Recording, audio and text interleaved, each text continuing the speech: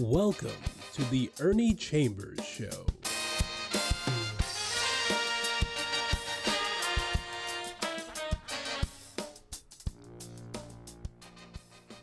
Brothers, sisters, friends, enemies, and neutrals, there is so much going on in the world today. When I say the world, I don't mean the entire globe, but the society that deals with athletics. Excuse me. One player named Tyreek Hill was stopped. He plays for the Kansas City Chiefs by a cop who'd had two, complaints about inappropriate stops and mistreatment of people.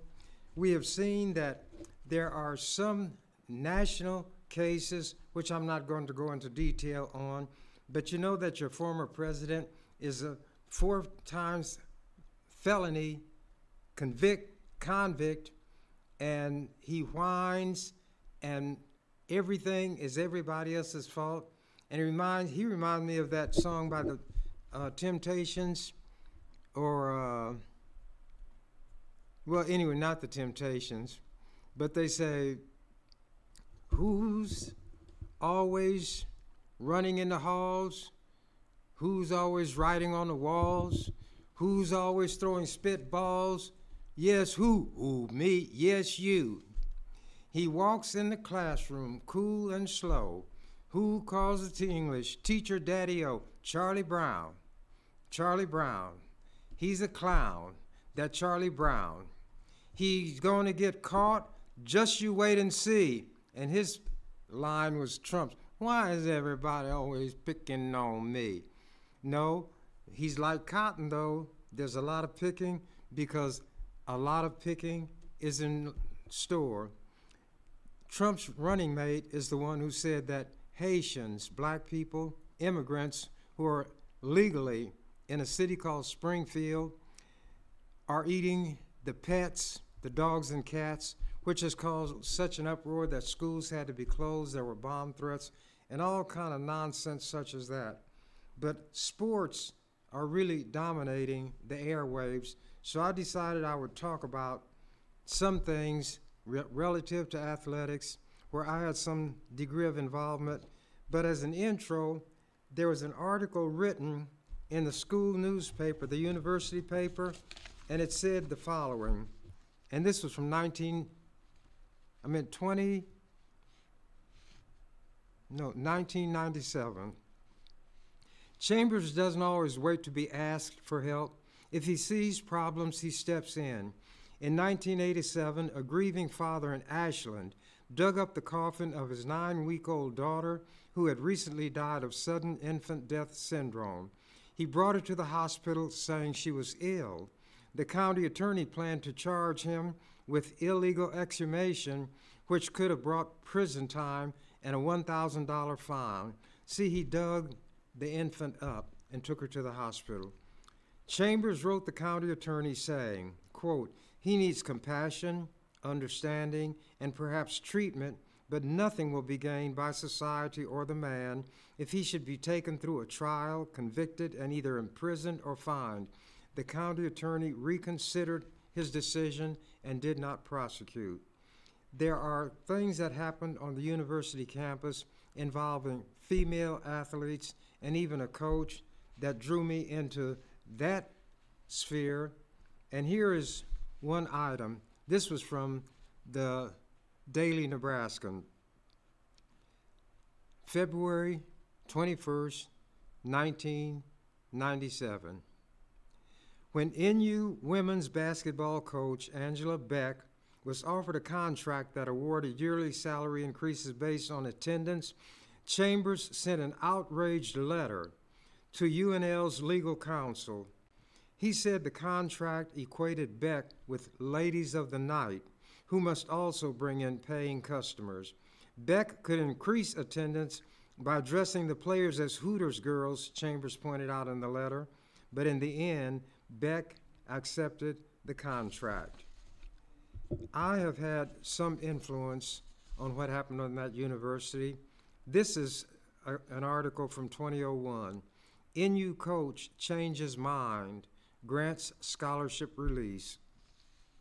Nebraska men's basketball coach Barry Collier, perhaps with a nudge from State Senator Ernie Chambers, changed his mind Tuesday and granted a scholarship release to former player Kevin Augustine. I had always said those players are like serfs or semi-slaves. They're treated like property, they're misused, they are exploited, and not given anything in return. They can be dropped from the team and even removed from school at any time because so much of their time is spent on the field that their grades suffer due to the fact that they can't get up, stay caught up with the work. So they will be threatened with that. And under the NCAA rules, the National Collegiate Athletic Association, if a player had a scholarship at College A or University A, and he wanted to leave because he had a family matter at home and he wanted to enroll at a university in his hometown, then if the school he was attending did not release him as you release a slave from the plantation, he could not play at the other school, and the school could not allow him to come and get any assistance. That's what was happening with this player, Kevin Augustine. The move allows Augustine to play immediately. The coach released him in this instance. The move allows Augustine to play immediately at Biola University, a small NAIA school in Los Angeles, instead of sitting out 10 games, according to NCAA athletics transfer rules. Collier, the Nebraska coach, took heavy criticism on the issue last week from Augustine's father, Irby, who called the action punitive and, quote, sticking it to my 22-year-old son. Kevin Augustine left Nebraska for his hometown of Los Angeles in part to be closer to his mother, who suffers from colon cancer.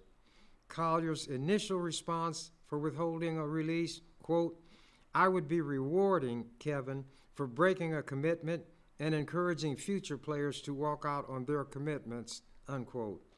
When asked Tuesday why he changed his mind, Collier said only, I just want to move on. Chambers of Omaha said Tuesday that he became upset about Collier's actions upon reading Saturday's story in the World Herald about Augustine.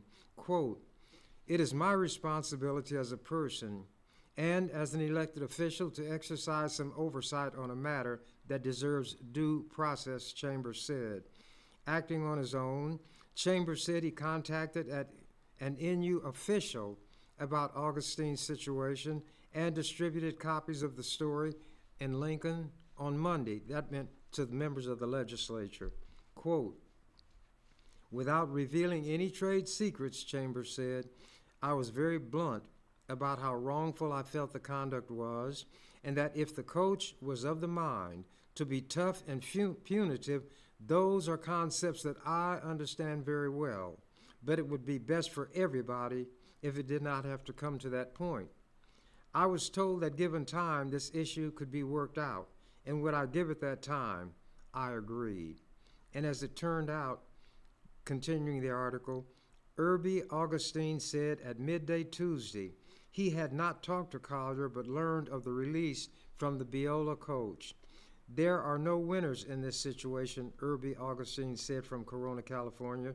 There is no gloating on this end. We're just happy this has been resolved, and we wish everyone back there good luck and a good season. There are things that happen to these students, whether athletes or not, and when they are from far away, the college or university administrators know that they are unsure of themselves, they lack confidence, they may not even have a way to get back home right away, so they can be misused and abused. I didn't like to see that happen. And when I saw it, I didn't have to be invited.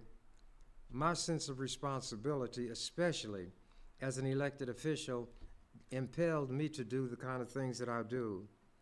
Now, there is a grant and aid that students would be allowed to have, but problems could arise. So I wanted to make sure that when this athlete had a grant in aid, he or she would keep it. So I got this law put on the books.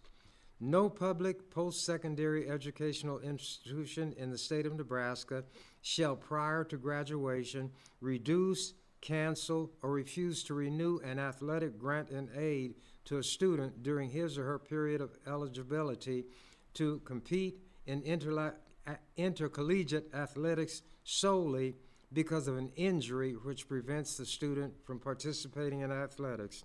I found out that if a student was hurt, this grant in aid is called an athletic scholarship. They shouldn't put scholar on it because it has nothing to do with scholarship, but only athletic participation. So I put into the law a requirement that they not lift a scholarship because an athlete was injured.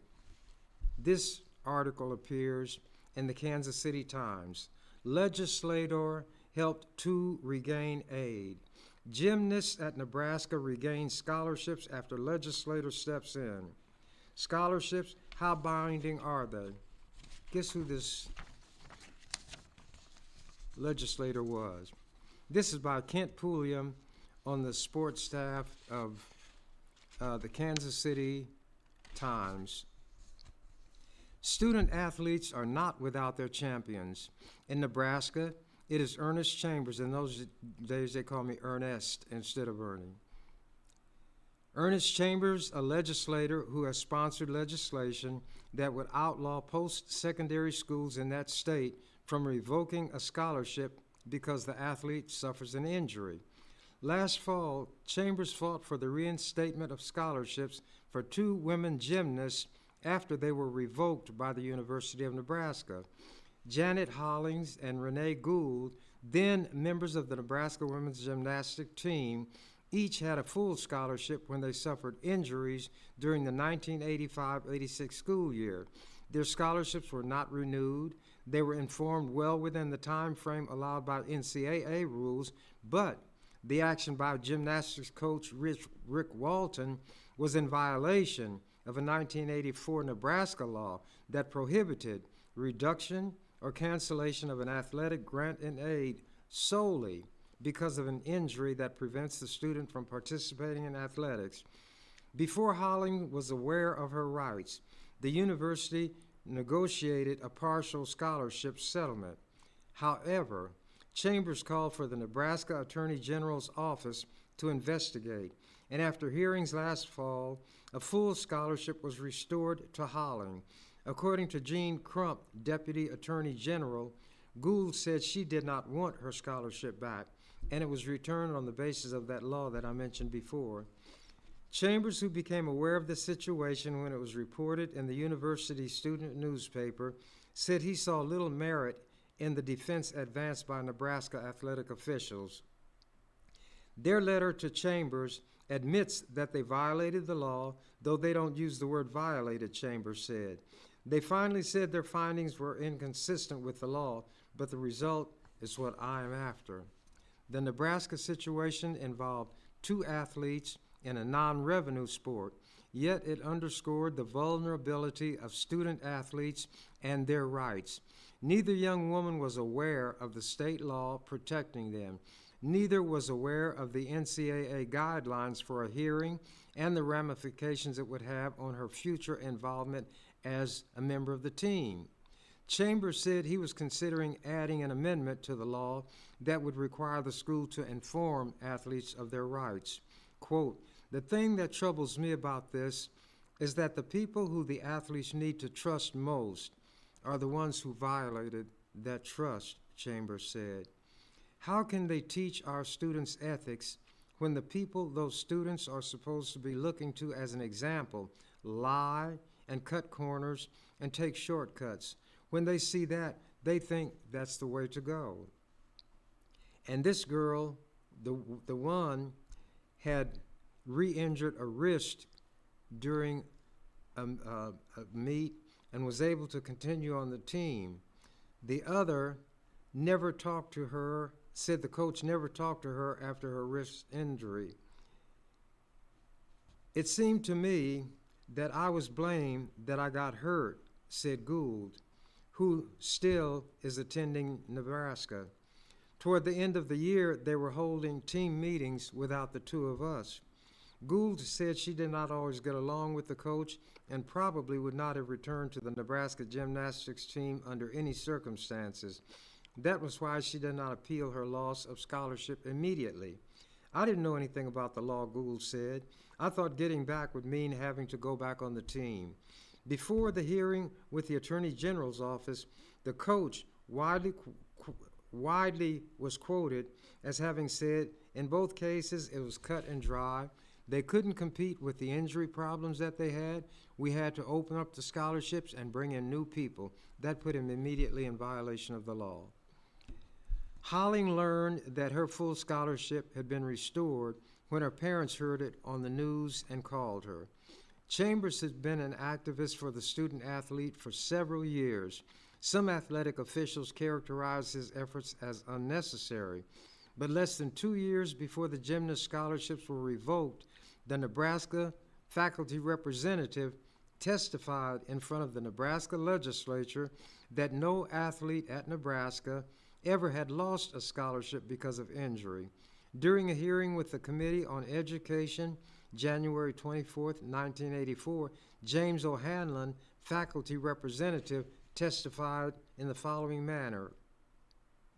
At the University of Nebraska-Lincoln, if an athlete is injured, he or she is continued on a grant and aid until eligibility is exhausted and or time of graduation. This bill, talking about mine, is consistent with what we do as practice, and in that sense, we're comfortable with it. But in that sense also, we're not sure it's needed. It clearly was not done in that fashion in this case, and had Chambers not intervened, nothing had been done. Neither the ladies nor their parents contacted me about the role I played, but that's the way it is. They don't need to contact me. My job is to do it, and I don't have to be thanked for it. Thanks was not a part of my pay, by the way. Now, here's something. There was a guy named Budge Porter who had broken his back, and while they were practicing or playing, they got a door from someplace, put him on that door, put him on the door in the back of a station wagon and took him to the hospital. I thought that was horrendous. His family had a devil of a time trying to pay the costs of his care and treatment. Once again, since this person had been performing work, I consider athletes workers, unpaid at the time, the university, the state, should pay whenever an athlete is injured. So here is the law that I got put on the books. The Board of Regents of the University of Nebraska shall establish an insurance program which provides coverage to student athletes for personal injuries or accidental death while participating in university-organized play or practice in an intercollegiate athletic event. Such insurance program shall include, but not be limited to, the following coverage. 1. All reasonable and necessary hospital, medical, and surgical service for a period of 6 years after the date of injury, up to a maximum amount of $1 million. 2.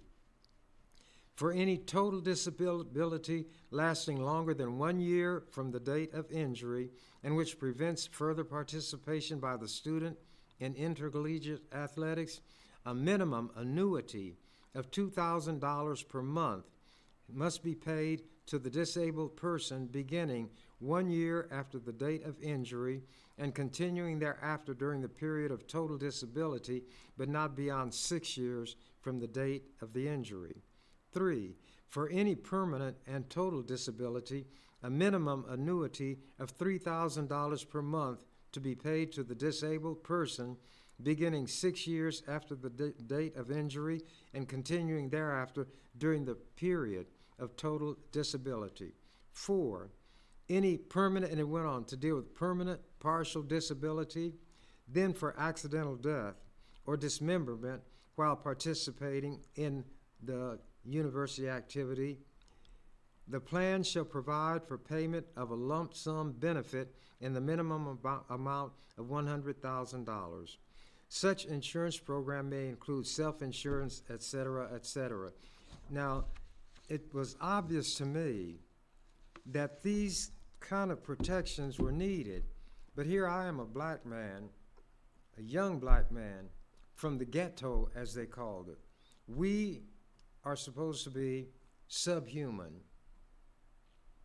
Yet here I am, in a legislature with 48 white people, in a state where over 93% of the people are white, and not one of them thought it was necessary or appropriate to do the things that I immediately saw as being needed.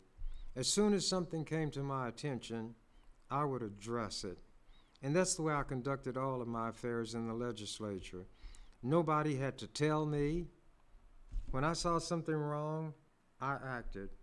That's what I agreed in my mind was going to be my responsibility when, at what they call the swearing in, I gave the affirmation that I would discharge the duties of that office to the best of my ability. Well, apparently, the best of my ability far exceeds that of the 48 other people, all of whom were white, and the problems that I was solving involved their children, their athletes, and so forth. Obviously, I had in mind the black football players at that school, but really, any athlete was like an employee. They had to work regular hours. They spent more hours outside the classroom than in the classroom. They had assigned duties. If they didn't perform them satisfactorily, they could be fired. Now, there were students, journalism students, who worked for the student newspaper. They received pay. And if they had the opportunity to do an internship with a newspaper, they could do that, and it wouldn't interfere with them being students.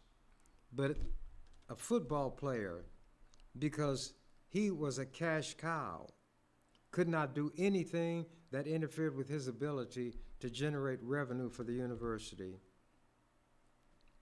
This is an article that was written in 2013. It appeared in the Omaha World Herald. Chambers was on the money. Why am I talking about things that I did? Because I know more about them than anybody else. I'm more familiar with what I did than I am with what anybody else did. And nothing on this earth is so forlorn as a car that won't toot its own horn. This article appeared in the Omaha World Herald, 2013, quite a while ago, especially for some of you youngsters. But it's going to talk about something that occurred. Well, I'll read it. Listen to the wind as it changes direction. Quote, just as other students are paid for on-campus jobs, football players who labor in a hazardous occupation and produce huge revenue should be paid, unquote. Quote, as with many other business enterprises, more concern is shown for making money than for those who play the game. This is not a game. This is not an extracurricular activity. This is a cutthroat business. It's time to send a message to the NCAA, unquote. The winds of public opinion are changing when it comes to paying college football players, but these are not recent quotes. They were said in 1981, 1988, and 2003. The author of the quotes was State Senator Chambers of Omaha. Chambers tried to get the wind to change back then. The first quote was uttered 32 years ago. As of today, that would be 43 years ago. I was on the money 43 years ago. Remember 1981? Charles Stone held the office of Nebraska governor. Tom Osborne was in his 9th year in the office of Nebraska football coach. There were a handful of college football games on television and only on Saturday. Big-time coaches all made less than $100,000 a year. The NCAA spoke, and people sat up straight, not Chambers. In 1981, he proposed a bill in the Nebraska legislature that would make NU football players state employees and pay them accordingly. He was called crazy, maverick, rebel, Don Quixote. He was the one who was supposed to be jousting with windmills. Excuse me. The nationally syndicated sports comic strip Tank McNamara poked fun at Chambers. They called him everything except visionary. Now look, listen, the winds are changing. This is what's being said 2013. The calls to overhaul NCAA rules and give athletes financial help are coming from all ends of the national media, including ESPN's Jay Bilas. On Wednesday, CBS Sports.com columnist Greg Doyle laid out his case in a piece entitled Time to Pay College Athletes. They were only 32 years late. Last month, the cover of Time magazine had a headline that read, "It's time to pay college athletes." Once upon a time, Chambers said that if college football players ever organized and revolted, the NCAA would change. Last Saturday, players at Georgia Tech and Georgia and Northwestern quarterback Kane Coulter all put APU, which stood for All Players United, on their uniforms. It was meant as a statement about the way the NCAA treats athletes. Lo and behold, NCAA President Mark Emmert said recently that while the NCAA was steadfast against paying athletes a salary, the group would revisit the idea of a stipend next spring. Money, but they wouldn't call it a salary. The revolution is coming. Something is coming. You can see it. You can feel it. That's what this is Tom Chattel, by the way, who still writes for the World Herald. On Tuesday, I went to see Chambers in his office at the state capitol. I went to see if those winds had found their way down the quiet first-floor hallway and past the hardwood door of the senator's office. They had, but in his office, Chambers was not gloating, smiling definitely. Quote, "I have that Time magazine around here somewhere," Chambers said. "I was glad to see that. I'm just glad that people who couldn't see it before are acknowledging it now, because I want what's best for the players. The discussion has turned the corner. You have very powerful mainstream critical advocates for it now. I was not powerful. I was not mainstream. I lacked all credibility. But every argument they're making now, I had laid it out in detail, and it is no more valid now than it was then. But some ideas just take a while to catch on," unquote. I told Chambers that after last Saturday's Nebraska football game, I saw a copy of the Pay the Players issue of Time on a table in the Players Lounge. He chuckled, but he wasn't surprised. 32 years ago, the topic was the same. That's how this began with Chambers, who got to know several Husker players, including I-back Jarvis Redwine. Quote, "Redwine was married," Chambers said. "He needed money beyond what he was getting from the scholarship. I told those guys then, you guys are just like slaves. You do all this hard work and the university gets everything." I said I was going to offer legislation that makes football players state employees because you have regular hours that you have to work, specific duties you must carry out, and if you don't do it to your boss's satisfaction, you can get fired, or in other words, lose your scholarship. That's how it started. Chambers and his words appeared in the New York Times, Sports Illustrated, and the Chicago Tribune, among other media outlets, and I was also on, can't even think of his name, it'll come to me. But there was no revolution. Cable TV and talk radio were not nearly what they are today. And the NCAA had considerably more credibility then than it does now. It's in a fragile state. Very few media types were going to take on the NCAA, much less student athletes who were brought up in the system. The bill that Chambers offered failed in 1981. He tried again in 1988. He changed the language to avoid making players state employees, but wanted them to receive a stipend. It passed, but Governor Kay Orr vetoed it, supporting NU's stance against it. That's a lie. NU had said that the way the bill was drafted, they didn't have any opposition to it. If NU paid its football players, school officials said, they would be ruled ineligible.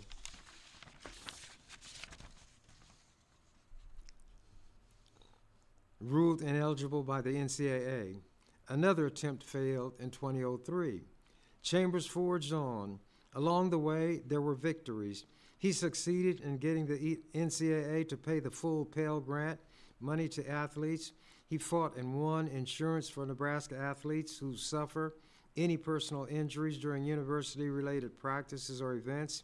He also fought and won a battle to prevent revoking an athlete's scholarship because of injury. Now, these things seem logical and reasonable, but at the time I came along, they were not even done. It's funny how quickly people will feel that something everybody was against, once it's done, is the thing to do.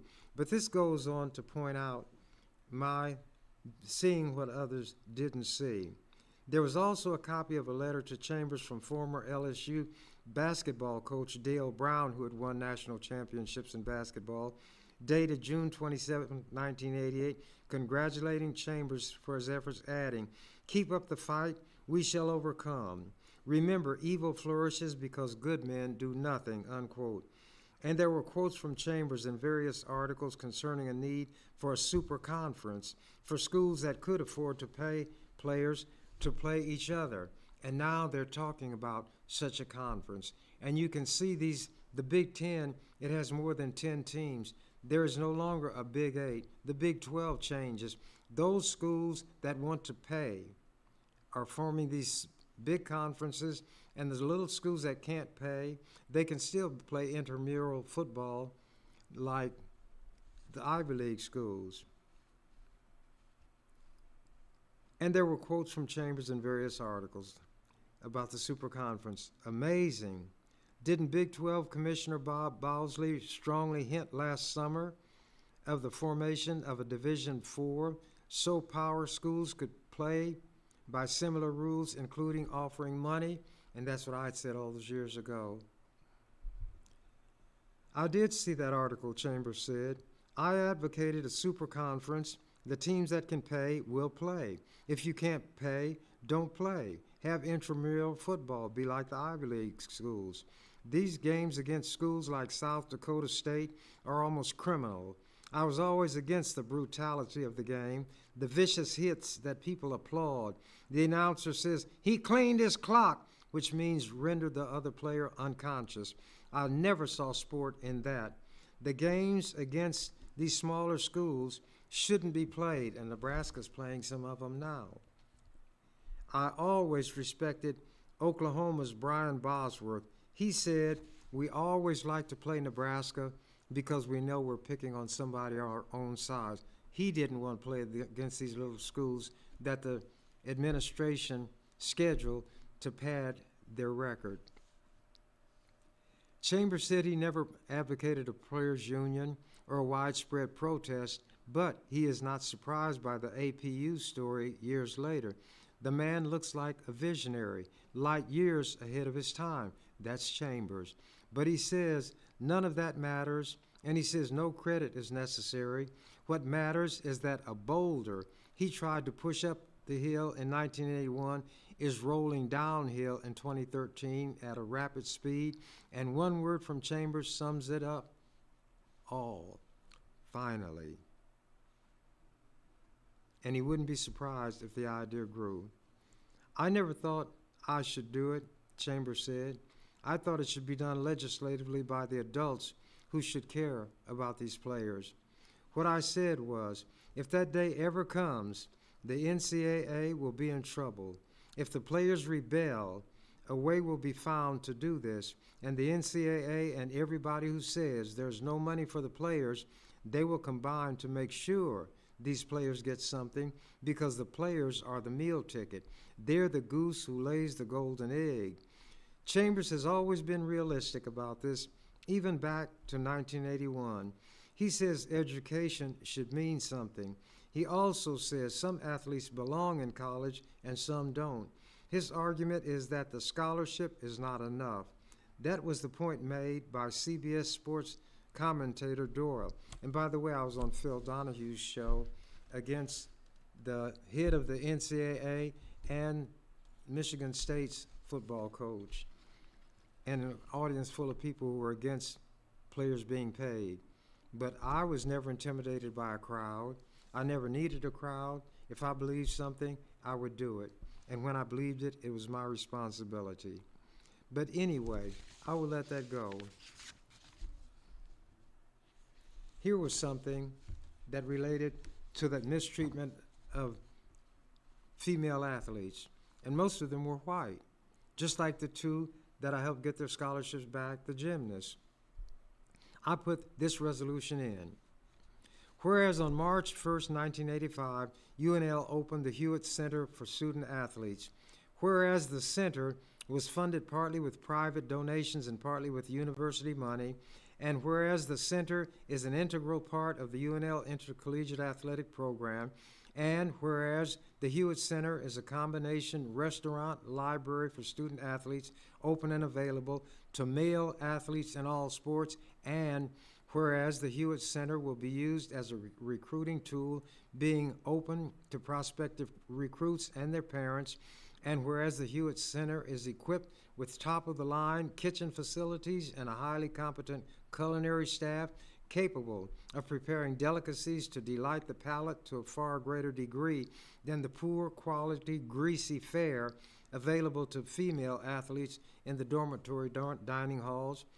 Whereas a bank of personal computers will be available to assist athletes with math skills and vocabulary. Whereas the UNL Athletic Department academic counselor Ursula Walsh described the Hewitt Center as, quote, a warm, pleasant, homey, quiet place where people would want to come and eat and study, unquote. That was in an Omaha World Herald article, April 8, 1885. Whereas female athletes at UNL, being excluded from the definition of people and student athlete, have been barred from use of the Hewitt Center, and whereas female athletes at UNL devote much time and effort to their respective sports and would benefit as much as male athletes from the warm, homey environment of Hewitt Center, and whereas female athletes, I went on like that. I offered that to the legislature. They adopted it, and here was an article in the NCAA News. The Nebraska legislature, May 31st, adopted a resolution strongly disapproving of a male athlete-only training table and study hall at the University of Nebraska-Lincoln. State Senator Ernest Chambers of Omaha sponsored the resolution, adopted on a 27-1 vote. The resolution called on the university to end the policy immediately. The Hewitt Center for Student Athletes opened March 1st and was financed partly with private donations and partly from some $400,000 from the 1984 Kickoff Classic, a nationally televised football game between Nebraska and Pennsylvania. The center, which has a kitchen and study hall, including a bank of personal computers, is open to male athletes only because of space limitations, university athletic officials said. Quote from Chambers, "This is gender-based discrimination. Why bar women from the facilities when it is open to any potential recruit and his family?" Chambers said Nebraska women athletes have demonstrated excellence with national rankings in softball, track, and volleyball and deserve more than poor quality, greasy fare available in dormitory dining halls. The athletic programs are a microcosm of the university community and reflects the values of the university. And there were other articles that were praising that resolution. And it's funny that the only black person in the legislature was the one doing all these things to help all the other people who needed it. And here was the letter from Louisiana State head basketball coach, Dale Brown. Bravo, oh, dear Ernest, bravo, bravo, bravo. Man, do I admire your tenacity, honesty, perseverance, and concern for what is right. Enclosed, you will find the address of some top media in America that I think you should send your June 20th, 1988 letter to the Honorable Robert Spire, and I know they would publish this nationally. Keep up the fight. We shall overcome. Remember, evil flourishes because good men do nothing. Your friend, Dale Brown. Now, here's what I'm interested in doing. Oh, and I also got a bill requiring the NCAA, whenever they were going to impose discipline, to follow all of the requirements of due process. The NCAA didn't want to do it. The World Herald thought they shouldn't do it. But I said to the legislators, if you pass this, other states will jump on it, and that's what they did.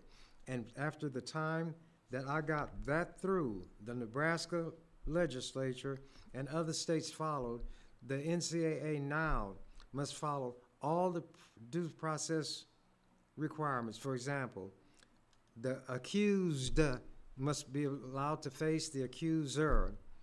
If a ruling is made that the accused wants to appeal, anybody involved with making that initial decision could be a part of that. In other words, it's very similar to what might happen in court.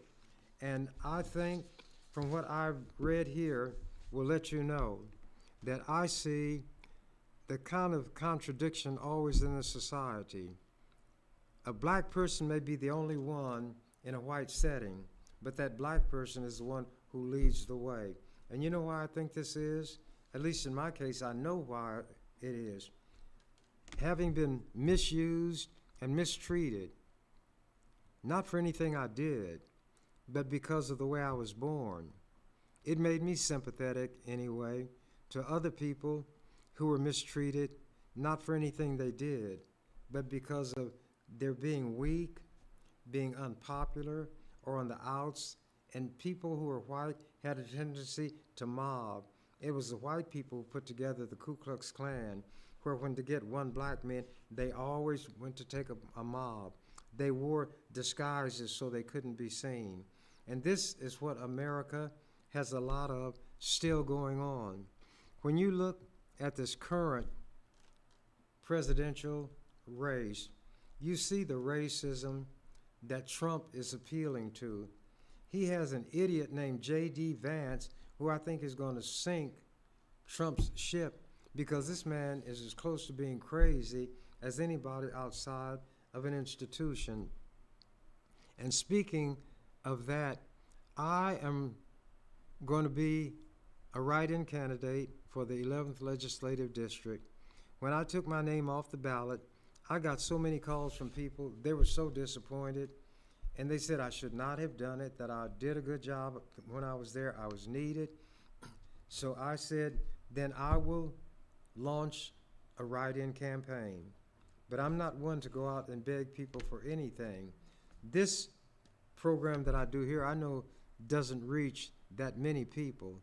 But for those who do watch it, if you see people who are interested in voting for me, then on the ballot, there will be the name of Terrell McKinney, the only name for the 11th Legislative District, and then there's a line for a write-in, and that's for all these offices. You write the person's name in, and you put an X in the box next to that name, and that's what you've got to do. So if you want me back in the legislature, which a lot of people don't, they fear it, worse than the plague, worse than COVID, write my name in, and if I win, then we will have a good time, I assure you. And now, as I always end these little set twos, as said the canary, when he became aware that the door to the cage was open. I'm out of here. You've been watching The Ernie Chambers Show. If you'd like to leave suggestions, email us at ewcfacts@gmail.com. That's ewcfacts@gmail.com. This is an EWC Communications production.